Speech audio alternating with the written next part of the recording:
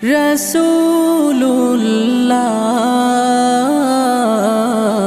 কি উপায় হবে আমার,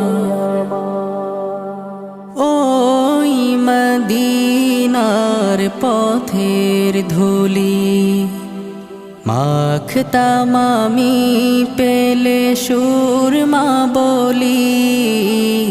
ওই মদিনার পথের ধুলি মাখতাম আমি পেলে সুরমা বলি।